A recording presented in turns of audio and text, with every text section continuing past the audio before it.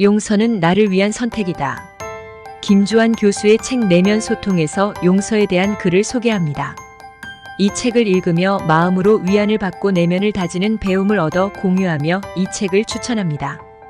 책에서 자기 긍정과 타인 긍정의 6가지 방법은 용서, 연민, 사랑, 수용, 감사, 존중이라고 합니다.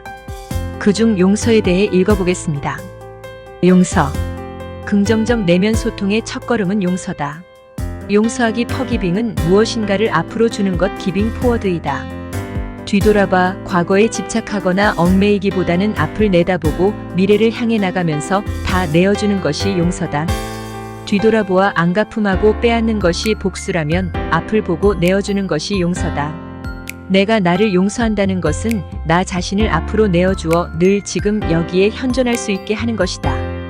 심리학적으로 말하자면 용서란 만성적인 적대감이나 부정적이고 강압적인 반추, 그리고 그러한 것들이 가져오는 부정적인 결과들을 근본적으로 제거하는 인지적이고도 감정적인 과정이다. 용서의 핵심은 그저 다 괜찮아라고 말하는 것이 아니다. 과거의 일에 대해 다시 의미 부여하고 새로운 이야기를 만들어가는 것이 아니다. 그보다는 항상 지금 여기에 나 자신을 던져 넣는 것이 용서다. 증오나 복수심은 반대로 더 이상 존재하지 않는 과거 일에 매달리고 나 자신을 던져 넣는 것이다. 삶의 지평을 멀리 내다보고 나를 얽매는 모든 것을 놓아버리고 자유롭게 지금 여기에 존재할 수 있게 하는 것이 용서다. 분노를 지닌 채 살아가는 삶은 괴롭다. 누군가를 미워하고 증오하는 것은 나를 아프게 하고 병들게 한다. 분노를 지니고 사는 것은 불을 가슴속에 품고 사는 것이나 마찬가지다. 분노는 내 속을 태운다. 괴롭다. 그것이 화병이다. 화병은 용서하지 못하고 타인의 잘못에 집착하는 사람에게 찾아오는 병이다. 분노를 품고 살아가는 것은 잘못은 상대방이 했음에도 불구하고 내가 나를 지속적으로 벌을 주는 것이나 마찬가지다. 만화책이나 영화, 드라마는 분노와 적개심이 사람을 강하게 만든다는 착각을 심어준다. 악당에게 분노를 느끼고 복수심에 불탈수록 주인공은 강해지기 때문이다. 그러나 이는 전혀 사실이 아니다. 오히려 반대다. 분노가 인간을 형편없이 나약하게 만든다는 것은 과학적인 사실이다. 분노는 두려움의 한 표현 양식이다. 두려움이 해결되지 않을 때 좌절감과 함께 분노와 공격적 행동이 나타난다. 방어적이거나 공격적인 행동은 모두 두려움 때문에 생겨나는 것이다. 두려움에 떠는 작은 강아지가 더 크게 짖고 공격적인 법이다. 두려움이 없는 큰 개는 짖지 않는다. 조용하고 차분하다. 용서는 강한 사람만이 할 수 있는 용기 있는 행동이다.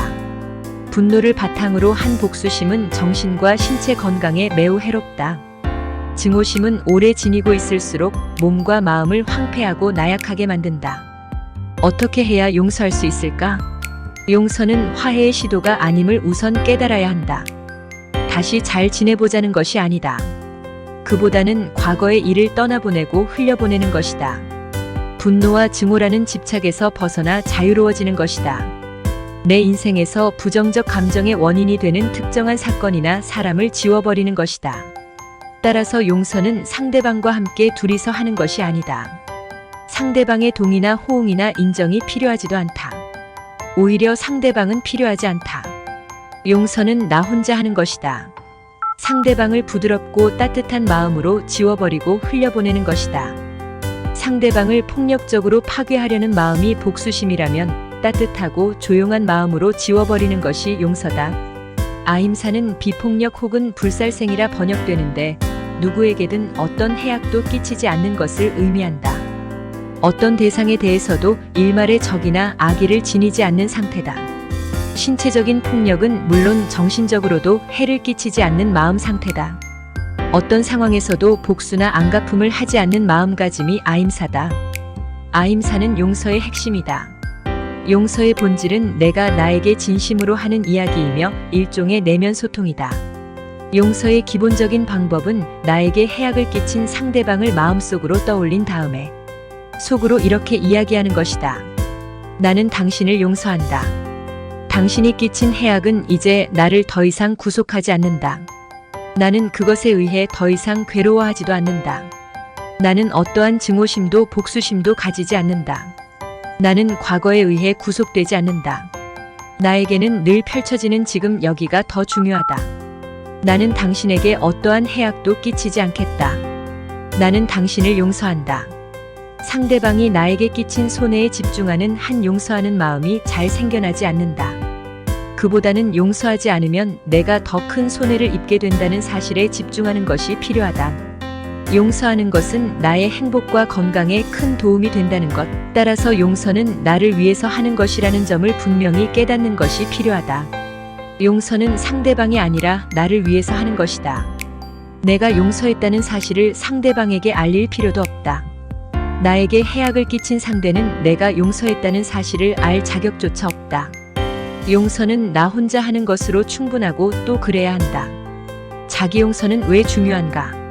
타인을 용서하지 못하는 사람은 대부분 자기 자신도 용서하지 못한다. 타인에 대한 정보 처리와 자기 자신에 대한 정보 처리는 거의 같은 신경망에 의해서 처리된다. 그렇기에 타인에 대한 모든 부정적 감정은 결국 나 자신에게 투영되기 마련이다. 마음 근력과 관련해서 볼 때 자기 자신에게 분노를 자주 느끼는 것은 최악의 습관이다. 자기 자신을 스스로 파괴하는 일이다. 내가 나를 용서하는 자기 용서는 나의 몸과 마음을 건강하게 하는 기본 요건이다. 나는 나를 용서해야만 한다. 내가 나를 용서하는 것은 커다란 용기가 필요한 일이다. 증오나 미움을 깔고 있으면 아무 일도 제대로 해낼 수가 없다. 용서를 할 수 있어야 다른 것도 할 수 있게 된다. 자기 용서는 모든 것을 받아들이는 수용의 전제 조건이기도 하다. 자기 용서를 위한 첫 번째 조건은 자기 잘못을 분명히 인정하고 그것에 대한 책임감을 느끼는 것이다. 자신의 부족함, 어리석음, 부도덕함 등을 있는 그대로 받아들이고 인정해야 스스로 용서가 가능해진다. 내 잘못을 스스로 인정하지 않는 한 나는 나를 용서할 수가 없다.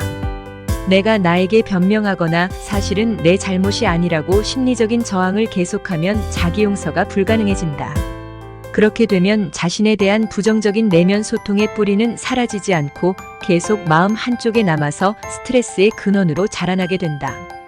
자신의 잘못을 깨끗하게 인정하고 스스로 용서를 구하고 용서하는 과정을 거쳐야 스트레스의 근원을 제거할 수 있다. 그래야 자기 가치감과 자기 존중심이 세워질 근거가 마련된다. 잘못된 행위를 하고도 별것 아니라고 생각하거나 그냥 그럴 수도 있다고 생각하거나 누구나 실수할 수 있고 그 정도 잘못은 누구나 하는 것이라고 여긴다면, 즉 자신의 잘못된 행위에 대해 통렬한 반성 없이 그냥 넘어간다면 자기 용서는 결코 이루어질 수 없다. 자기 용서의 시작은 자신의 잘못을 철저하게 인정하고 받아들이고 깊이 반성하는 데서 시작한다. 그러한 인정과 반성이 있고 깊이 뉘우치는 마음이 있어야 비로소 나는 나를 용서할 수 있다. 반성과 용서의 과정을 겪고 나면 나는 나 자신을 더욱더 긍정적으로 받아들일 수 있게 된다. 그러한 과정을 거쳐야 진정한 자기 존중이 가능해진다. 자기 용서는 우리를 자기 존중으로 이끌어준다. 진정한 자기 반성은 자기 긍정으로 가는 확실한 첫걸음이다. 자신의 잘못을 진심으로 인정하고 반성할 수 있어야 자기 비난이나 자기 혐오에 빠지지 않게 된다. 자기 반성을 하지 않는 사람은 자신을 존중할 수 없게 되고 자신을 비난하게 되고 결국 자기 비하와 자기 혐오에 빠지게 된다.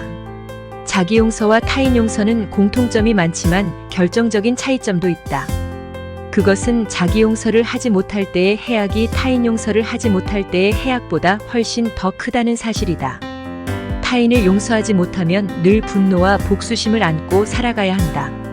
그것은 심신 건강에 매우 해롭다. 그런데 자기 용서를 하지 못하는 것은 심신 건강에 훨씬 더 직접적이고 심각한 해악을 끼친다. 이것이 무엇보다도 먼저 자기 용서를 해야 하는 가장 큰 이유다. 다시 한번 강조하지만 용서는 타인을 위한 비겁한 행위가 아니라 나 자신을 위한 용기 있는 행위다.